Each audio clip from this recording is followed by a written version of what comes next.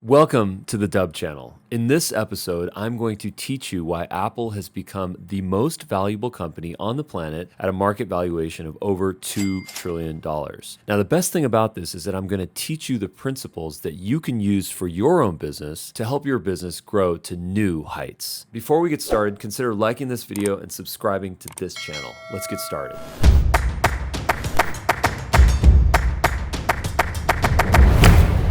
So I think the first thing that we have to talk about when we discuss Apple is their product. Their products have become ubiquitous in the marketplace. Their phones, their iPads, their Apple Watches, now the new VR headsets, and eventually the Apple Car. Now here's the deal. The products that they create are absolutely irreplaceable in our lives. Once you have an iPhone or once you have a MacBook or once you have an iPad or an Apple Watch, it's really hard to replace those with something else. They become so ingrained in our lives that they effectively become an extension of our bodies. Now, the best part about this is that they're absolutely fun to use. It's always a pleasure. Minus for some glitches and some new things that we have to learn, Apple products are always fun to use and they make life a little bit more entertaining. Now, the key takeaway on this is to figure out how your product can become irreplaceable in someone's life. How is it that they can start buying and using what you sell and they can't replace it with something else? What if your product becomes irreplaceable? Once you think about that mindset, it absolutely empowers you to say, how can I make my product or service as best as it possibly can be so that no one ever wants to replace it? That's what's going to keep them coming back to you as a loyal customer. The second thing to note about Apple is their brand. In fact, I recently did a Google search on the world's most notable logos. And guess what? Apple is now at the #1 spot for the world's most recognizable logo. Now, when I saw that, it blew my mind. Why? Because I thought it was McDonald's or Coca-Cola or Starbucks. I did not know that the Apple icon, that famous shape of the apple with the bite out of it,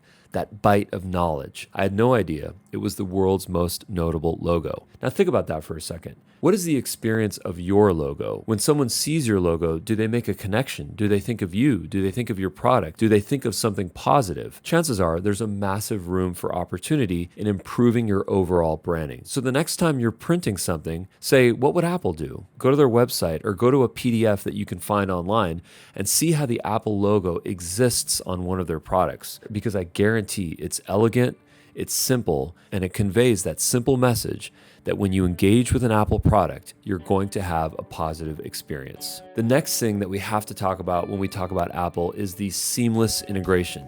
In fact, do you hear that sound?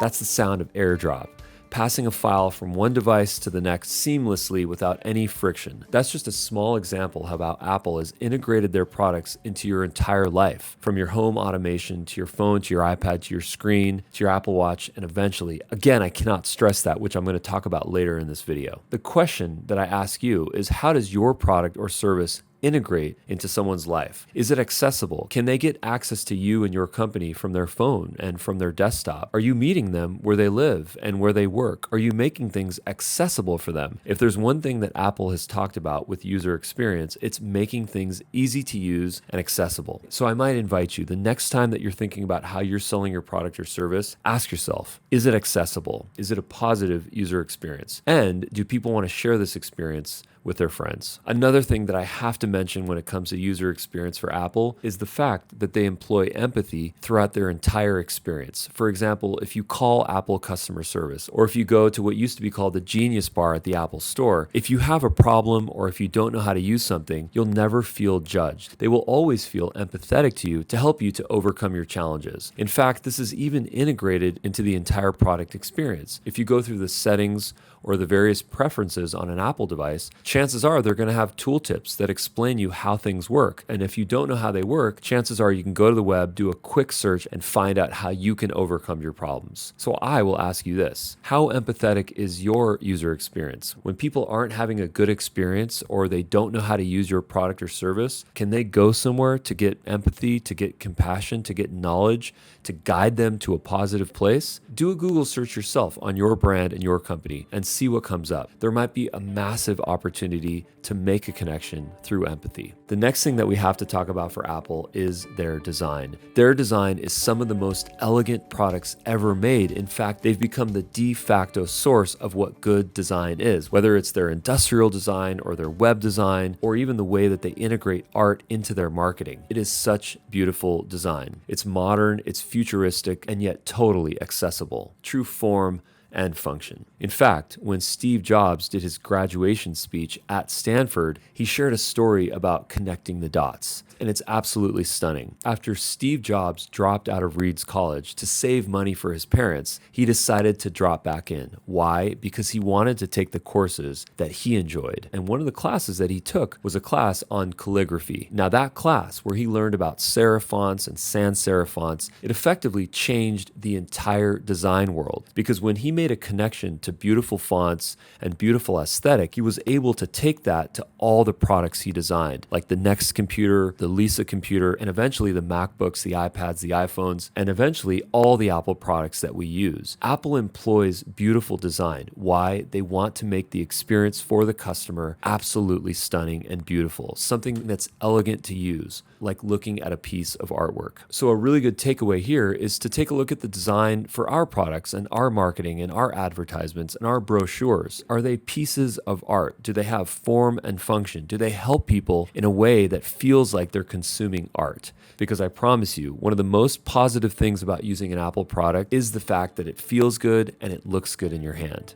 Why not make our customer experience and our products feel the same way? Now, I would be remiss to not mention innovation when it comes to Apple. So the fifth point that I'd like to stress here is the innovation. Apple spends billions of dollars every single year on research and development to figure out A, how they can make their existing products better, and B, how they can completely change existing industries. Steve Jobs famously said something at one point. If I asked people what they wanted, they'd say a CD player that can play more CDs. This is a classic example where Steve Jobs and the Apple team did their research, and they realized that music players were going to change the way that we consume music. Fast forward, the iPad was invented, and famously, it could store 1,000 songs in your pocket. Now fast forward, decades later, Apple is continuing to reinvent the human experience. They did it with the watch, they're doing it with VR goggles, and eventually they're going to do it with the Apple Car. This is not a secret.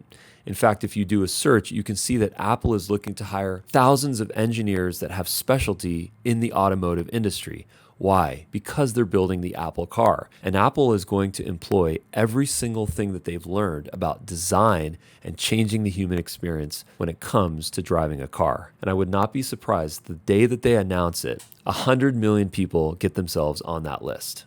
I know I'll be one. There's something really important when it comes to innovation, and that is the idea of taking risks. Apple is not afraid to take risks. In fact, Steve Jobs calls their risks hobbies, because before he commits himself and gets the expectations of the shareholders too high, he wants to make it be clear that what he's doing is an experiment. It's a risk, and that's why he calls it a hobby. Let's not be afraid to take risks for the products and the services that we're selling, because chances are, through research and development and experimentation, we can find the next watch and we can find the next car.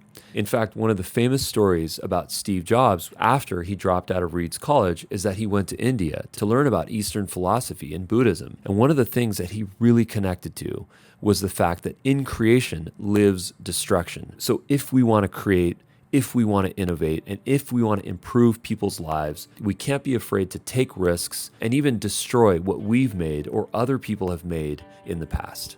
And the sixth and last reason why Apple is so incredibly successful is because of the community and the culture that they bring. In fact, historically speaking, on every single product announcement, there have always been lines around and around and around the blocks at Apple stores and the conferences that they've held, because they have the most loyal customers ever to exist. People can buy Apple products without even knowing what the product is. Now that is loyalty. Now the key to community is not just about making raving fans for their products that want to give them money and make them even more wealthy. The key is to allowing people to express themselves, to improve their lives, and to build their own sub-communities, their own tribes connected via technology. Specifically, Apple technology. In fact, this entire video was recorded on an iPhone with the MacBook Pro here to help me. And it's just a simple example of how technology and Apple products have made it so easy for us to create content, to express ourselves, to make connections, and ultimately make community. So hopefully you enjoyed this video on the 6 reasons that make Apple the world's most valuable company, and specifically how you can employ these principles to have your company reach new heights. My name is Ruben Dua. I'm the CEO and founder of Dubb, the video sales system. Dubb allows you to record simple videos from your screen, your phone, your webcam, and to instantly create landing pages so that you can share those with your clients and your prospects to make meaningful relationships that last. Remember this, Apple has made it so easy for us to create videos. Why not start capturing videos for your business so that you can help make more relationships with your customers? In fact, I encourage you to get a free trial on Dubb, to check out the Dubb mobile app, the Dubb desktop app, the Dubb Chrome extension, and the entire Dubb platform. We will see you on the other side. If you like this video, consider liking it and subscribing it, and leave a comment. We will respond to each one personally. Thanks.